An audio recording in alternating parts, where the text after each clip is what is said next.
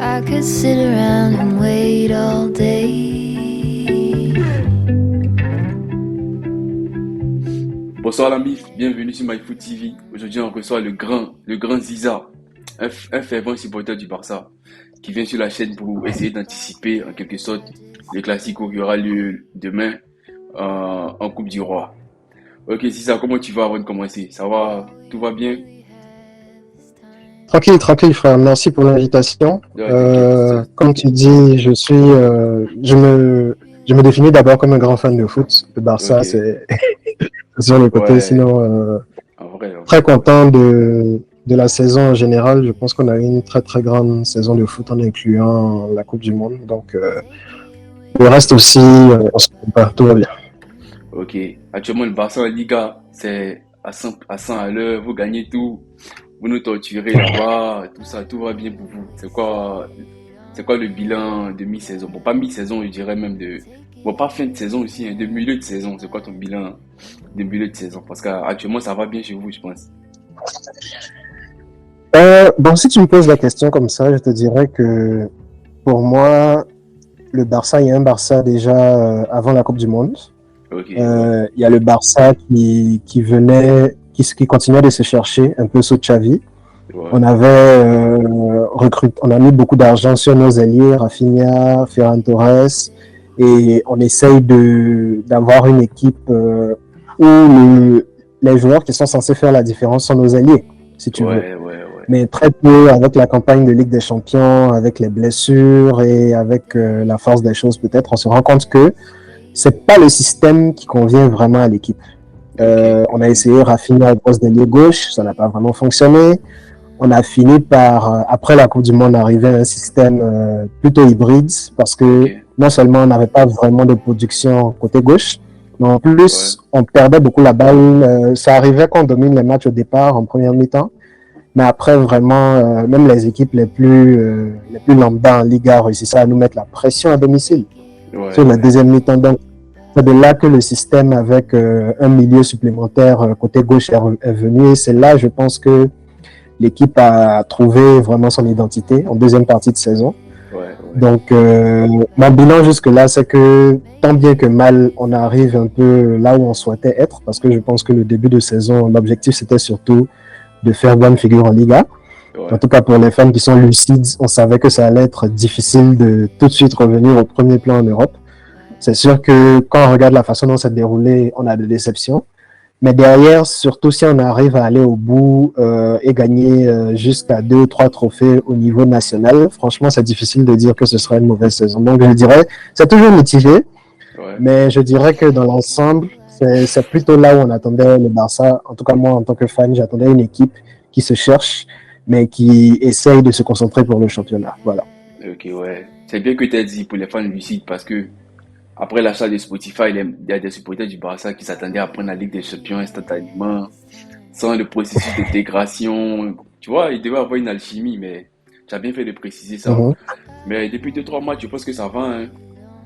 Si on se concentre directement sur le Classico, le dernier match en Ligue a mhm, gagné 4-0, je pense. 4-0, non? mhm. Avec un doublé de Oui. Lewandowski, même si en Ligue des Champions, Mhm, il n'a pas performé comme vous l'espériez, mais il se défend pas mhm. mal dans le championnat. Je pense déjà c'est pas mal. Nous, le Real, on a fait un 6-0. Je sais que t'as vu le match ou pas? Oui, oui, j'ai vu le match en différé, oui. J'ai vu le match, oui. Ouais, Benzema en mode Mhm, Ramadan qui claque 3 buts tranquillement. Il mhm, a 2 ou 3 buts de Lewandowski. Pourtant, il était blessé en début de saison, je pense. Il était blessé en début mhm. de saison. Donc voilà, le Ouais. Classico s'annonce comme d'habitude un palpitant. Le dernier Mhm, Classico, vous nous avez battu au Bernabeu. Au Camp Nou. Non, même au Bernabeu d'abord. Vous nous avez gagné 1-0 au Bernabeu. Ensuite, vous nous avez gagné encore au Camp Nou 1-0. Donc je pense qu'elle n'a aucune mhm. chance là. On n'a aucune chance pour la Coupa. Vu qu'elle est menée, elle est menée d'un but. Surtout quand elle est menée d'un but. Je pense qu'elle n'a aucune chance. Je, Ou qu'est-ce que tu penses? je dirais plutôt le contraire. Je dirais plutôt le contraire. Tu es bien placé pour savoir que les classicos sont intéressants justement parce que ce sont des matchs très difficiles à prévoir. Ouais. Je pense que si tu te rappelles le premier classico de la saison qui était le classico en championnat au Bernabeu, Mhm. c'était le seul pour moi qui était plutôt facile à prévoir parce que le Barça avait beaucoup de blessés côté défense. il sortait d'une grosse déception en Ligue des Champions. On venait de se faire atomiser, je pense, par le Bayern, où on venait aussi de faire les battre plus que les autres. Je pense que c'est ça qui fait que le Barça, généralement, a les meilleurs résultats et sait jouer le Real mieux que les autres équipes. C'est parce qu'à chaque fois qu'on joue le Real, on est prêt à laisser notre peau sur le terrain. C'est pas toujours comme les autres. C'est ce que je disais à mes potes. Voilà, donc, madrilènes, en fait. Le Barça, que c'est des occasions de nous abattre, ils profitent en même temps. La moindre erreur, ils marquent. Ouais, c'est réel. Il n'y a aucun match pour lequel on se prépare autant que celui contre le Real. Donc, c'est sûr que c'est celui sur lequel on donne notre vie comme jamais. Donc, je pense que dans cette mouvance-là, je ne dirais pas justement que tout est joué. Si tu me demandes de comparer, je dirais que c'est sûr que cette année, la défense est vraiment une force pour le Barça. Ouais. Mais l'autre facteur qui a fait aussi que l'équipe a pu tenir, je dirais, surtout le Classico aller de Coupe d'Espagne contre le Real, où la domination du Real a été outrageuse, tout le match. Le Real a eu près de 13 tirs, mais n'en a eu aucun cadré. Ça, je pense que c'était plus la faute du Real qu'autre chose. Ouais. Ils ont voulu jouer un jeu dans un jeu de centre. Ils ont mis plein de centres dans la surface, mais avec notre défense actuelle, c'est pas la solution. Ouais. Donc, ça nous a facilité la tâche. On a fait le dos rond et finalement, on s'en est sorti sur un coup de tête en marquant un but sur une de nos deux seules occasions du match. Et là encore, Kessié ne s'était pas géré. Donc, pour moi, il y a un gros élément. C'est vrai que la défense peut être répliquée. Marcos Alonso, je l'aime pas beaucoup, mais il a montré déjà au match aller qu'il est... S'il s'agit des duels aériens, il peut se gérer. Mais là où on risque beaucoup de souffrir, pour moi, c'est l'absence de Frenkie de Jong. On n'a vraiment pas ce joueur-là dans l'entrejeu qui peut non seulement faire les efforts à côté de Busquets, mais qui peut casser les lignes aussi pour permettre de faire reposer un peu le bloc. Ce joueur-là, c'est pas Sergio Roberto, c'est pas Kessié qui vont surmettre ceux qui vont épauler Busquets dans le milieu. Donc, pour tout te dire, je ne suis vraiment pas optimiste pour ce match-là, surtout que ça fait quelques temps aussi que le Real ne gagne pas les Classicos. Je pense que pour celui-là, ils vont venir vraiment préparés mentalement et très concentrés. Donc, si tu me demandes, moi, je vois pas vraiment une victoire du Barça parce qu'on a vraiment beaucoup d'absents. Je pense qu'à un moment, ça va finir par nous rattraper. C'est pas faute. C'est bien que tu parles de Frenkie de Jong. Moi, je pensais plus à Pedri aussi. Hein. Pedri, avec la blessure de Pedri, vous avez continué offensivement dans le milieu. Sergio Roberto, il n'est pas mauvais techniquement. C'est vrai que c'est pas de Jong, c'est pas Pedri, mais Sergio Roberto, il peut compenser souvent l'aisance technique dans le milieu. Mais moi, pour te dire vraiment, en tant que supporter madrilène, moi, ce match, j'ai pas d'espoir, en fait, tu vois. On est que concentré sur la Ligue des Champions parce qu'elle est un peu déçue. La Liga, on comptait sur le match pour revenir au moins à 9 points du Barça, à 9 points de vous. Mais là, on est à 12 points. Et la Coupe, en vrai, pas que c'est pas un trophée pour moi, mais contre le Barça, je pense que c'est compliqué. Je pense que le plus gros problème, c'est Araujo. Araujo, Vinicius, il fatigue trop Vinicius. C'est vrai, c'est compliqué. Notre jeu est orienté que sur la gauche. Donc, c'est très compliqué. Je sais pas ce que tu penses du jeu du Real par rapport au Barça. Je pense que c'est orienté sur la gauche. Du coup, quand Araujo il marque Vinicius, on peut plus rien faire en fait. Je sais pas ce que tu penses. En fait, je pense que c'est drôle de le dire ainsi, mais le jeu du Barça ressemble beaucoup, pour moi, à celui du Real l'an dernier. Il y avait une défense qui était vraiment solide, qui chaque match était vraiment la force de l'équipe. Et puis il y avait Vinicius et Benzema devant qui se géraient. Pour moi, la grande différence cette année pour le Real, c'est surtout que Benzema a beaucoup de blessures.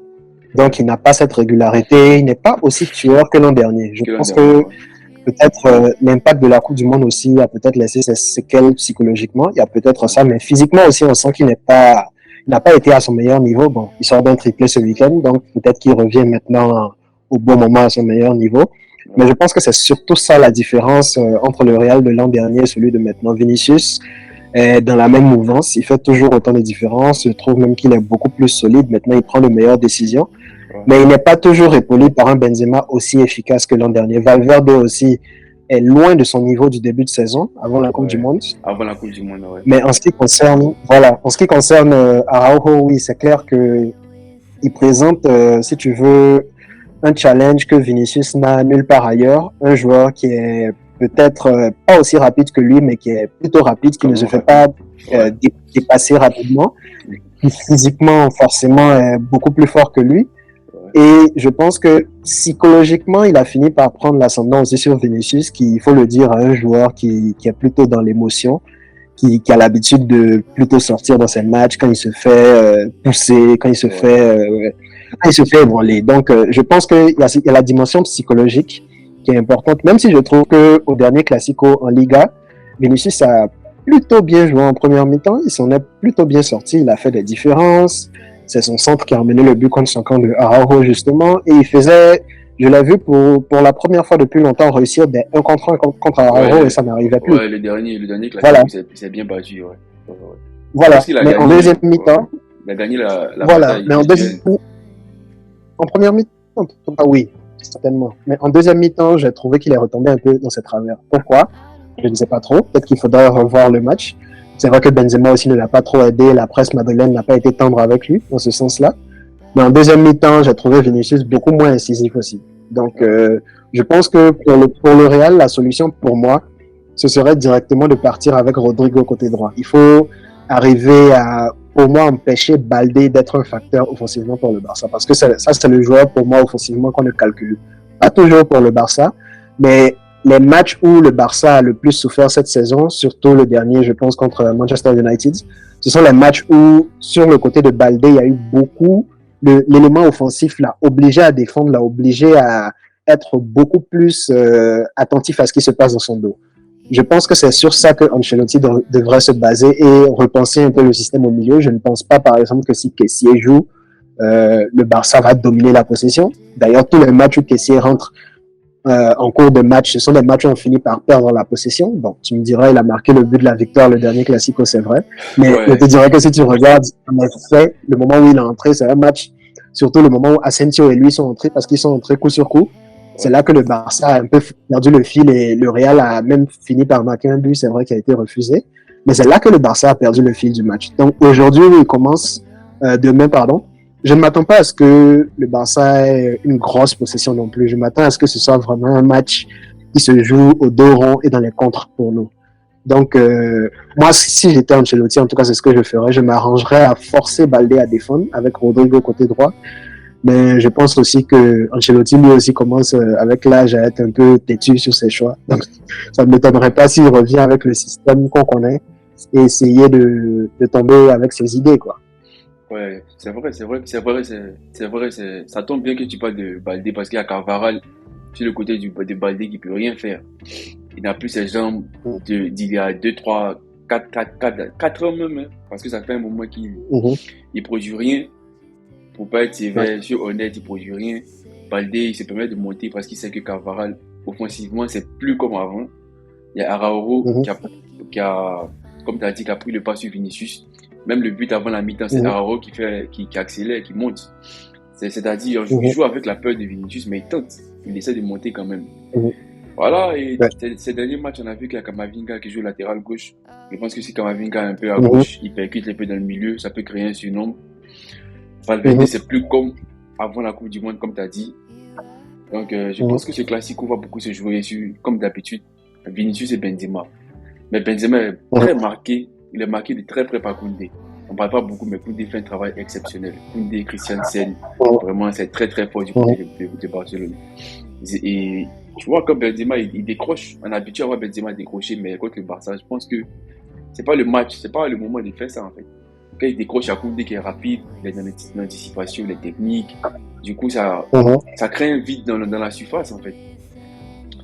C'est classique. Moi, j'espère rien, comme je t'ai dit. Je pense que le Barça va gagner le match. Ouais, on va se concentrer sur la Ligue des Champions, mais ça m'étonnerait, quoi. Surtout qu'on a un but de retard. On va commencer le match avec la pression, essayer d'égaliser, on va laisser les espaces. Vous allez marquer, en fait. C'est ce que je crois, quoi. Ben, j'espère que tu as raison, mais comme je l'ai dit, je ne suis pas trop optimiste dans ce sens-là.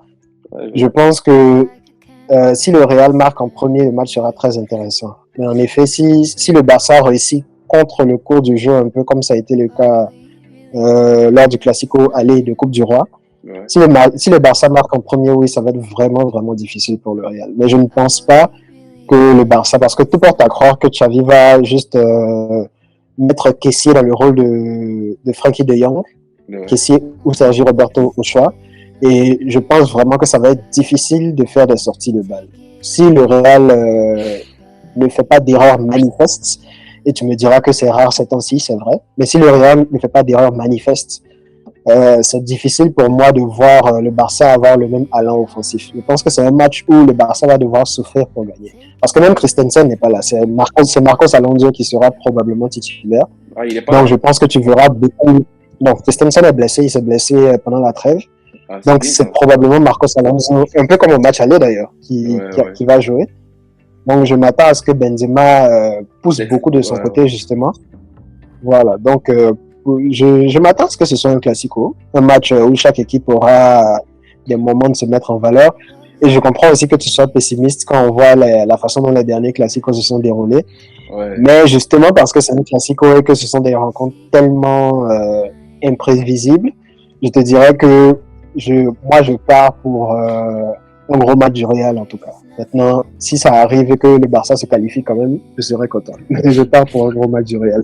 Je pense qu'ils ont la rage au ventre, qu'ils veulent vraiment partir, si tu veux, de cette saison, même s'ils ne gagnent pas la Liga en se disant, bon, on a quand même fini par battre le Barça, on est parti sur une bonne note. Je pense que c'est la mentalité du Real. Ok, merci. Donc c'est un peu l'analyse du classico. Le reste, c'est pas sur le terrain. C'est bon de parler, mais après, les images nous donnent raison ou tort. Mais concernant le championnat, C'est ça. actuellement, le Barça a 12 points du Real. Est-ce que tu penses que c'est possible d'aller chercher la Liga? Pour le Real, 12 points, c'est 4 défaites du Barça. Est-ce que tu penses que la meilleure défense de Liga peut se permettre de perdre 4 matchs cette saison? Pour être réaliste. Je pense que, pour tout te dire, j'ai commencé à comprendre que le Barça avait gagné la Liga, pas quand ils avaient 12 points, mais quand j'ai vu que le Real, si tu veux, ne prenait pas la Liga autant au sérieux que le Barça. Parce que pour moi, c'est apparu vraiment clair à peu près en janvier, quand le Real n'arrivait vraiment pas à pousser pour aller chercher des victoires, pour aller chercher des points. Je trouve que cette année, clairement, les résultats de la saison dernière ont conditionné un peu le mercato du Real. Je pense que le Barça est venu comme une équipe qui a besoin de se prouver des choses, donc qui a fait beaucoup d'achats, qui a même dépensé de l'argent qu'elle n'a pas. Au contraire, le Real, dès qu'ils n'ont pas eu Mbappé, ils se sont mis dans la logique de on est toujours en train de construire le stade, donc on va pas non plus être trop dépensier. On sort d'une saison où on a tout gagné, ça veut dire que l'effectif est capable. Donc le Real est venu dans cette logique-là et je pense que ça s'est vu toute la saison, que pour le Real, c'était une saison de transition. On prend ce qu'on a. Et pour le Barça, c'était une saison de il faut qu'on aille chercher des choses. Et je pense que ça s'est vu en championnat tout de suite. Le Barça, le record défensif, c'est surtout la volonté avant tout. C'est surtout, on veut rien lâcher, on veut montrer qu'on en vaut la peine. Le Real, pour moi, comme tu le dis, on le voit sur certaines occasions en Ligue des Champions, quand il faut vraiment sortir de son cocon et lever le niveau technique, ils savent comment le faire. Ils l'ont toujours fait, d'ailleurs. C'est comme ça qu'ils sont allés remporter la compétition sans que personne ne comprenne comment ça se passe l'an dernier. Donc, je ne serais vraiment pas surpris que le même scénario finisse par se répéter. Mais en championnat, pour moi, depuis longtemps, c'est fermé parce qu'on sentait que le Real n'avait pas vraiment l'esprit combatif cette année en Liga, pour moi. Ouais, toi-même, t'as dit janvier. Moi, je pense que c'est avant la Coupe du Monde, le match contre Valence, où Barça perd, je crois. Le Barça perd. Si on gagne le match, on revient à 3 points. Et on fait nul, je crois, on perd. Là. Depuis ce match, j'ai compris que la Liga, ça allait être hyper compliqué pour le Real. Mais pour être honnête, de toutes les façons, quand le Barça est en forme en Liga, le Real n'arrive pas en championnat. En championnat, comme tu as dit, je ne sais pas s'ils ne prennent pas ça au sérieux, autant que la Ligue des Champions, je ne sais pas si c'est parce que le Barça est meilleur, mais pour être réaliste, on a perdu la Liga. Hein. Le Barça peut se permettre de gagner la Coupe. Oui, je pense que la Liga a entériné depuis longtemps. Ouais, la Liga est terminée, c'est fini.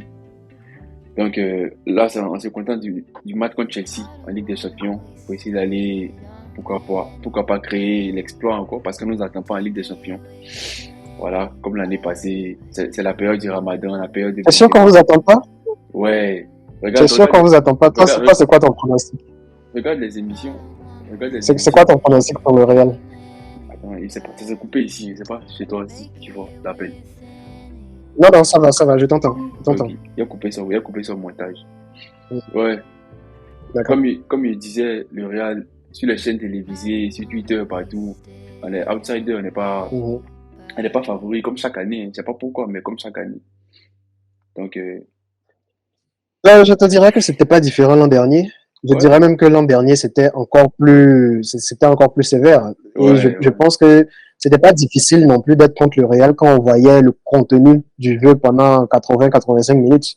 C'était difficile de croire que le Real avait ce qu'il fallait. Mais dans ce sens-là, je pense que vraiment, s'il y a une équipe qu'on ne peut pas juger par ce genre de temps de latence, c'est bien le Real. Ils nous ont montré que il y a clairement un visage Ligue des Champions et il y a le reste. Donc, et pour ma part, en Ligue des Champions cette année, je crois 13 points en phase de groupe. ouais. La démolition de Liverpool, tant bien même qu'au match retour, pour moi, Liverpool, même pendant que c'était eux qui avaient besoin de marquer, mais ils ont mis leurs deux pivots devant la défense. Et même sans réussir à mettre le danger, ils refusaient d'aller à l'abordage parce qu'ils ne Ouais, voulaient pas se faire démolir derrière encore comme au match aller. ouais, Donc, pour moi, ça va vraiment être intéressant. Je ne pense pas que Chelsea peut battre le Real, honnêtement, ok. parce que je pense que pour battre le Real, encore une fois, il faut être tueur. Et s'il y a bien une chose que Chelsea n'est pas actuellement, c'est tueur. Je ne doute pas qu'ils vont avoir des occasions. Ils ont des joueurs pour. Le Real actuellement n'est pas vraiment rodé au milieu de terrain, je pense, parce que Ancelotti continue de vouloir toujours associer Kroos et Modric. Et pour moi, ils ne sont plus aussi compatibles que ça au très très haut niveau, malgré ce qu'ils ont accompli avec eux. Casemiro n'est plus là. Je pense que le Real peut souffrir, mais je pense que le Real va battre Chelsea. La question, c'est est-ce que qui du Bayern ou de Manchester City peut vraiment arriver au bout du Real? C'est la question. C'est ça, parce Le que, Bayern, pour moi, avait de, sans te voilà. couper, Le Bayern, pour moi, avait de bonnes certitudes. ok, ok, ok. Vas-y. Sans te couper, je pense Mhm. que si le Real arrive à battre soit le Bayern ou le City, il y a plus de concurrence, hein, je pense. Cette année, le tirage est fait de telle sorte qu'il Mhm. y a bon, pas les petites équipes, mais les équipes moins compétitives d'un côté et les équipes compétitives de l'autre côté. Mhm. Donc, je pense, si le Real arrive Ouais. à battre Chelsea ou City, ou le Bayern, je ne sais pas. Moi, je pense que le Bayern va se qualifier. Donc, je me projette, si le Real arrive à battre le Bayern, pour moi, il n'y a plus d'obstacles. Mhm. Même si on me parle de Napoli, mais Napoli, je ne pense pas qu'ils puissent battre le Milan d'abord, personnellement. C'est un autre débat, mais je Mhm. ne sais pas ce que tu penses. Ben, je pense déjà que la blessure de Osimhen arrive au mauvais moment. La question pour moi, c'est est-ce qu'il sera disponible? S'il l'est, je pense qu'il change complètement le jeu du Napoli. Ok. Donc, on va croiser les doigts pour lui pour qu'il soit disponible parce que je pense que si cette saison, le Napoli ne fait pas une très très belle campagne, ça m'étonnerait que l'an dernier, Osimhen et Kvaratskhelia soient toujours joueurs du Napoli, connaissant le marché européen et les équipes qui sont prêtes à faire des folies. J'imagine l'un des deux joueurs au moins en Angleterre. Donc, je pense que cette année-là, c'est celle du Napoli. Il faut vraiment qu'il mette toutes les cartes pour essayer d'aller aussi loin que possible. Et ce serait vraiment dommage de se faire sortir par le Milan sur une blessure de Osimhen. Donc, je croise les doigts pour qu'il soit disponible pour eux. Ok. Merci beaucoup, Ziza. On va Oui. terminer par le bilan de saison, comme je t'ai dit. Tu as déjà fait un mini bilan, mais là, c'est le bilan Spotify. Est-ce que tu es satisfait en tant que supporter du Barça? Et qu'est-ce que tu nous promets pour l'année prochaine? Qu'est-ce que tu promets à tous ceux qui supportent le Barça, à toute l'Europe? Qu'est-ce que tu promets? Et ton bilan? Bon, je dirais déjà que je pense que je l'ai déjà mentionné. Mon objectif au début de saison, vu la trajectoire de l'équipe déjà, c'était de revenir au premier niveau en Liga. La Liga, je pense que c'est facile à voir, n'est plus vraiment ce qu'elle a été Ouais. dans ces dernières années. L'an dernier, si la Liga était au niveau, je ne pense pas que le Barça aurait pu revenir comme il a fait en deuxième partie de saison. Cette année, je pense que la preuve en est notre record défensif en Liga et dès qu'on sort des championnats locaux. Même si, à notre décharge, je pense que presque toutes les fois où on a dû composer avec des équipes de niveau Ligue des Champions, on n'avait pas vraiment tous nos éléments disponibles, surtout Ouais. défensivement. Contre l'Inter, on a dû faire jouer des Piqué, des Eric Garcia qui vraiment ne sont pas au niveau. Donc, pour moi, c'est déjà que l'équipe, en deuxième partie de saison, pour moi, la grande différence, c'est qu'on a finalement trouvé une équipe type. La première partie, on faisait beaucoup de rotations. Il n'y avait pas vraiment, on savait pas s'il fallait jouer, forcer Ferran Torres, s'il fallait jouer Rafinha à gauche. Je pense que si tous nos éléments sont présents maintenant, au moins on sait à quoi l'équipe type ressemble. Donc ça, c'est déjà un positif. Pour moi, il s'agit maintenant de savoir, quand on parle du Barça, bien sûr, on parle toujours de fair play financier, de marge. On ne sait pas ce que Rabia Tebas va nous raconter. En parlant de ça, Est-ce qu'on aura la... sans te couper, il y a Messi qui vient au Barça là, c'est comment? T'es d'accord ou pas? Bien sûr, L'arrivée de bien Messi sûr. au Barça pour l'année prochaine. Tu penses que c'est Ça dépend. ok, tu penses que c'est bénéfique ou tu penses que ça ralentit le projet? Parce que moi personnellement, Je je pense pense que ça qu'il ralentit. faudra être...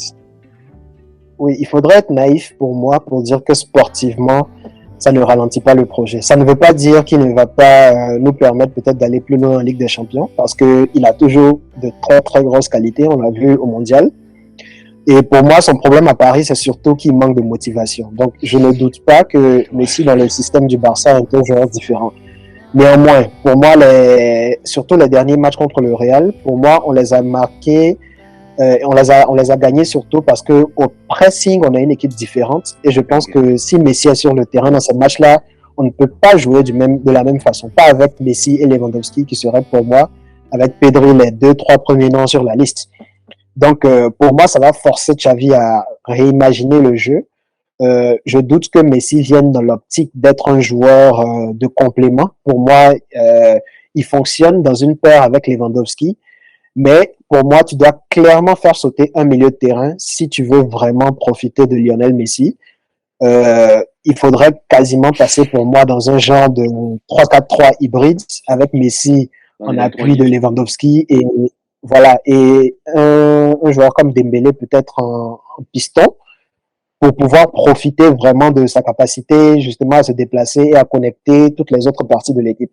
Maintenant, la question c'est est-ce que Busquets reste? Je pense que si Messi revient, tous ces lieutenants de l'époque vont vouloir rester et je pense à Busquets, je pense à Jordi Alba. Donc, je pense que si Messi revient, effectivement, je considère que tout cela n'ira nulle part, au moins pour cette saison-là. Donc, on parle encore de Busquets, de Frenkie de Jong, de Pedri et de Gavi dans le milieu, qui pour moi est intéressant. Mais avec Messi, il va vraiment falloir optimiser encore plus le pressing et la défense. Et pour moi, ça pourrait être un problème, même si je pense que pour le symbole de Messi, c'est le genre de sacrifice, si tu veux, que je comprends et que je suis prêt à consentir. Je ne pense pas, par exemple, que la différence entre avoir Messi et ne pas l'avoir, c'est, si tu veux, perdre tous nos trophées. Je pense que la différence, par exemple, ce sera sortir des groupes en Ligue des Champions, mais peut-être sortir en huitième ou en quart selon le tirage, et peut-être aller au bout de la lutte en championnat. Mais je ne pense pas que la différence serait qu'on perd tout ce qu'on a bâti cette saison, parce qu'il y a beaucoup de jeunes joueurs qui ont eu de l'expérience. On a trouvé des titulaires en Gavi et Baldé. C'est déjà beaucoup. Je pense qu'il va falloir repenser la façon de défendre et peut-être changer légèrement le rôle de Busquets. Pour que ce Messi est vraiment là en électron libre et pas vraiment en attaquant. Mais pour moi, je souhaite en tout cas que ça se fasse parce que Messi, pour nous, c'est quand même c'est le GOAT. Donc, c'est difficile de voir ce qui se passe à Paris. Je pense qu'il y a toujours beaucoup de football en Messi et je pense que ce serait vraiment pas normal que l'histoire finisse comme elle s'est terminée pour lui à Barcelone. Ce serait bien qu'on ait au moins la saison prochaine pour faire les choses comme elles devaient se faire.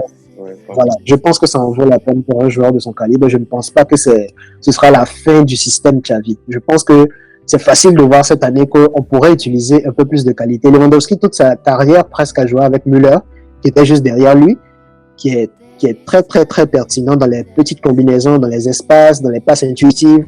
Ça, c'est du Messi. Je pense que c'est clair qu'ils ne tarderont pas à se mettre l'un dans la poche de l'autre. Maintenant, espérons que la défense tienne derrière, quoi. Okay.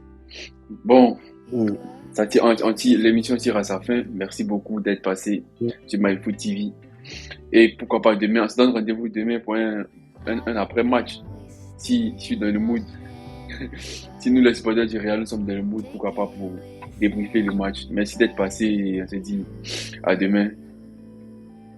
Merci pour ton invitation et on se dit à demain effectivement. Okay. I don't wanna waste it on anybody.